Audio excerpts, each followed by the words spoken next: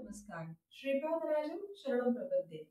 6व्या अध्यायाचा 3ऱ्या भागाचं इथं मी आता वाचन सुरू करणार आहे. 6व्या अध्यायाचं नाव आहे नरसावधानींचे वृत्त.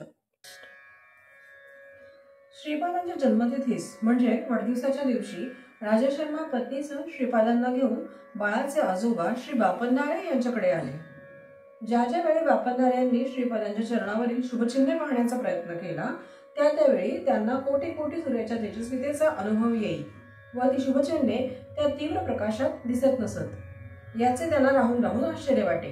परंतु त्या दिवशी उषःकाली साळीच्या कोंड्यावर दिव्य असे पदचिन्ह दिसले.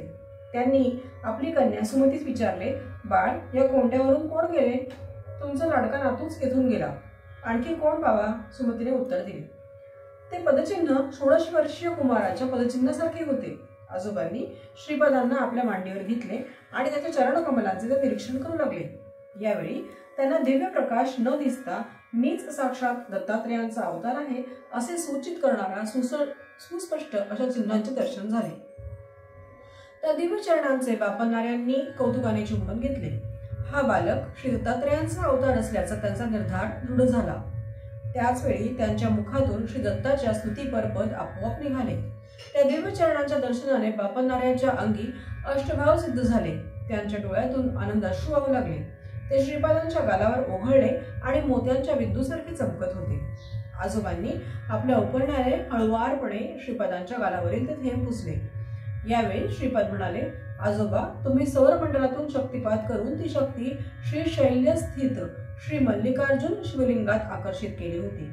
त्याचवेळी सूर्यमंडलातील ती शक्ती गोकर्ण महाबळेश्वरी व पादगया क्षेत्री स्थित असलेल्या स्वयंभू श्री दत्तात्रेयांच्या ठाई सुद्धा आकर्षित झाली.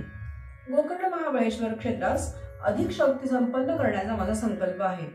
प्राणीमात्रातून जे अनिष्ट स्पंदन बाहेर पडतात त्या स्पंदनांना माझ्यात लय पाहून माझे जे साधक आश्रित आहेत त्यांच्या प्रती शुभ स्पंदनांचे प्रसारण व्हावे असा माझा संकल्प आहे.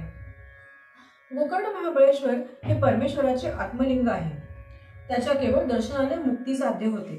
तसेच श्री शैल्याच्या दर्शनाने सुद्धा मुक्तीचे फळ प्राप्त होते. येथील मल्लिकार्जुनास शक्ती संपन्न करण्याचा संकल्प आहे. तुम्ही सत्य ऋषी आहात. मी यतीच्या रूपात होतो तेव्हा आईने मला नमस्कार केला, त्यामुळे मी अल्पायुषी होणार असे माझे मत होते. परंतु आईने मला श्रीपाद रूपात नमस्कार केला म्हणून मी अल्पायुषी होणार नाही असे आपण म्हणालात, तेव्हा आपल्या दोघांचेही म्हणणे खोटे होऊ नये म्हणून मी केवळ 16 वर्षेपर्यंत तुमच्या घरी राहण्याचे ठरविले आहे. संसार बंधनातून मुक्तीची इच्छा करणाऱ्या मुमुक्षूंना अनुग्रह देण्याचे कार्य पुढे आहे. मी चिरंजीव असावे असा तुमचा संकल्प आहे, तो मी पूर्तीस नेईन. श्रीपाद श्रीवल्लभ हे स्वरूप गुप्त करेन. श्री नृसिंह सरस्वती हा अवतार घेतला तरी श्रीपाद श्रीवल्लभ हेच रूप नित्य सत्य म्हणून राहील. नृसिंह सरस्वतीचे अवतार कार्य पूर्ण करून श्री शैल्यास असलेल्या कर्दळीवनात 300 वर्षे तपश्चर्या करून प्रज्ञापूर म्हणजे अक्कलकोट येथे स्वामी समर्थ रूपात प्रकट होईल. तेथील वटवृक्षामध्ये माझी प्राणशक्ती प्रवेश करून मल्लिकार्जुन शिवलिंगात विलीन होईल. बापन्नाऱ्यांना हे सगळे आश्चर्यकारक आणि अद्भुत असे वाटले. आजोबांच्या घरी पहिल्या वर्षीचा वाढदिवस अति आनंदात व थाटाने साजरा झाला. पिटिकापुरमला त्या दिवशी आणखी एक आश्चर्य घडले. नरसावधानी, देवळाचे पुजारी आणि अजून काही मंडळी कुकुटेश्वराच्या मंदिरात दर्शनाला गेले असता त्यांना तेथे स्वयंभू दत्तात्रेयांची मूर्ती दिसली नाही. मंदिरातील मूर्ती दिसेनाशी झाल्याची वार्ता गावात दावानलासारखी पसरली.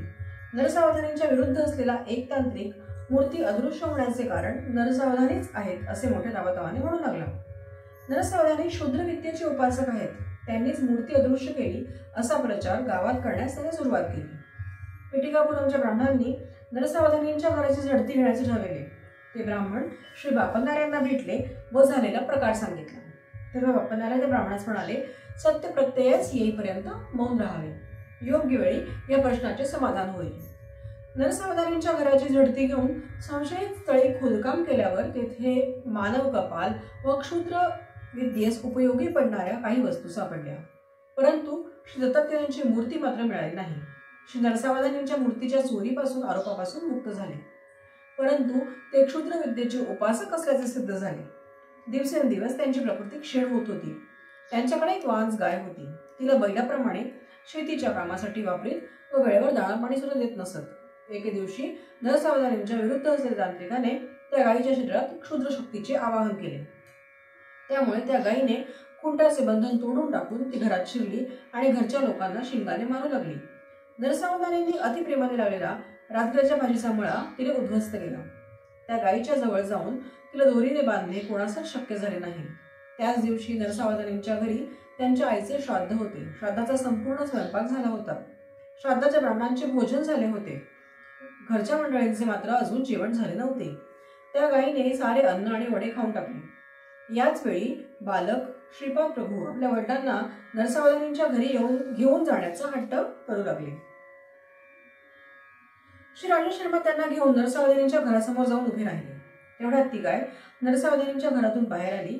तिने अंगणात असलेल्या श्रीपादांना 3 प्रदक्षिणा घातल्या आणि नंतर त्यांच्या चरणी नतमस्तक झाली आणि त्याच अवस्थेत गतप्राण झाली। या प्रसंगानंतर गावातील लोक अनेक मते व्यक्त करू लागले। गायीने खाल्लेल्या वड्यांमध्ये विष होते व ते खाल्ल्याने गाय मरण पावली। आता नरसावधानींना गोहत्येचे पातक लागेल असे नाना लोकापवाद उठू लागले। त्यामुळे नरसावधानी त्रस्त झाले होते। त्या गायीने श्रीपादांना 3 प्रदक्षिणा घातल्या व नंतर त्यांच्या चरणांवर मस्तक ठेवून प्राण सोडले। त्या कारणाने श्रीपाद हे दैवी अवतार असल्याची सर्व लोकांची खात्री झाली। राजशर्मांना आयुर्वेदिक शास्त्राचे ज्ञान होते। ते नरसावधानींच्या विनंतीनुसार त्यांचा औषधोपचार करीत होते, परंतु त्यांच्या दुर्धर रोगावर औषधांचा काही परिणाम दिसून येत नव्हता। नरसावधानींची प्रकृती खालावतच गेली आणि त्या रोगातच त्यांचा एके दिवशी देहांत झाला। नरसावधानींच्या मृत्यूमुळे गावातील लोक श्री राजशर्मांनी त्यांना उत्तम औषध दिले नाही, त्यामुळे ते आपल्या जीवास मुकले असे बोलू लागले। काही जण म्हणू लागले की श्रीपाद श्री वल्लभ नरसावधानींकडे रोज जात असत। ते जर दत्तावतारी असते तर नरसावधानीचा मृत्यू कसा झाला? अनेकांनी गोहत्येचे पातकच त्यांच्या देहांताचे कारण असल्याचा निर्वाळा दिला। नरसावधानींच्या कुटुंबियांचे सांत्वन करण्यासाठी श्री राजशर्मा आणि श्रीपाद गेले असता नरसावधानींच्या पत्नीने त्यांचा हात धरून म्हटले, अळे बाळा श्रीपादा, चिमुटभर सौभाग्याची वाण घेण्यासाठी मी दूर दूरपर्यंत हळदीकुंकवास जात होते। तू दत्तात्रेयच आहेस तर नरसावधानी आजोबांना जिवंत करणे तुला शक्य नाही का? असे म्हणून ती माऊली रडू लागली। नवनीता समान मृदू हृदय असलेल्या श्रीपाद प्रभूंनी त्या मातेचे अश्रू पुसले। शवयात्रा सुरू झाली। राजशर्मा आणि श्रीपाद त्या अंतिम यात्रेत सहभागी झाले। नरसावधानींच्या ज्येष्ठ पुत्राने पित्याच्या चितेस अग्नी देण्यासाठी अग्नी हातात घेतला। त्याच वेळी श्रीपादांच्या नयनातून 2 थेंब बाहेर आले। याच वेळी मेघगर्जनेसारख्या आवाजात श्रीपाद म्हणाले, आहा, मृत झालेल्या पित्यास शरीरास अग्नी देणारे पुत्र तर पाहिले, परंतु जिवंत पित्यास अग्नी देणाऱ्या पुत्रास पाहिले नाही। हे वक्तव्य ऐकून स्मशानात जमलेले सारे लोक निःशब्दतेने श्रीपादांकडे पाहू लागले। श्रीपादांनी चितेवर असलेल्या नरसावधानींच्या भ्रूमध्यावर अंगुष्ठाने स्पर्श केला, तर दिव्य स्पर्शाने नरसावधानींच्या अंगात चैतन्य स्फुरू लागले आणि आश्चर्य असे काही क्षणात ती चितेवरून खाली उतरली।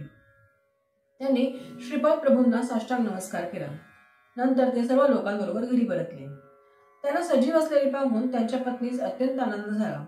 श्रीपाद प्रभूंच्या अंगुष्ठ स्पर्शाने नरसावधानींना गर्भसूत्राचे सूक्ष्म ज्ञान आले। त्यांच्या घरी मृत असलेली वांस गाय ही गतजन्मातील नरसावधानींची माता होती। त्यांच्या घरी असलेला बैल हे त्यांचे पिताश्री होते। या गोष्टीचा बोध नरसावधानींना झाला।